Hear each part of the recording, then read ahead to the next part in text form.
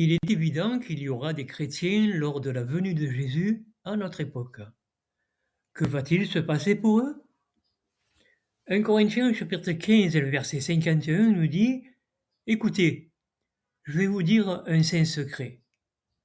Nous ne nous endormirons pas tous dans la mort, mais tous nous serons changés, en un instant, en un clin d'œil, durant la sonnerie de la dernière trompette. Car la trompette sonnera, et les morts seront ressuscités impérissables, et nous serons changés. Paul indique ici que les vivants n'auront pas à mourir. Il nous dit qu'ils seront changés. Cela veut dire que, vivants en chair et en os, ils seront changés en êtres spirituels, avec un corps spirituel, sans avoir à mourir. Ils ne connaîtront jamais la mort. Les paroles de Jésus confirment ce point, et il nous demande de croire ce qu'il dit. Jean chapitre 11 verset 26, « Tout homme qui vit et exerce la foi en moi ne mourra pas du tout. Non, jamais. Crois-tu cela ?»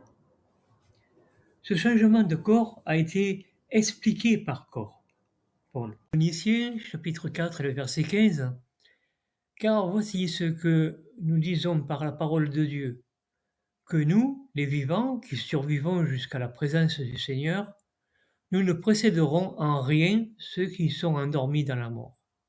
Parce que le Seigneur lui-même descendra du ciel avec un cri de commandement, avec une voix d'archange et avec la trompette de Dieu, et ceux qui sont morts en union avec Christ ressusciteront d'abord. Ensuite, nous, les vivants, qui survivons, nous serons ensemble avec eux emportés dans les nuages à la rencontre du Seigneur dans les airs. Et ainsi, nous serons toujours avec le Seigneur. Nous voyons donc que Jésus ne permettra pas la mort lorsqu'il sera présent. L'enlèvement ne passe pas par la mort pour ceux qui sont vivants. C'est peut-être difficile à comprendre, et c'est pour cette raison que Jésus dit: « Crois-tu cela ?» Ce moment se situe au jour où Jésus viendra, et il est montré que ce sont tous ceux qui ont foi en Christ qui sont concernés.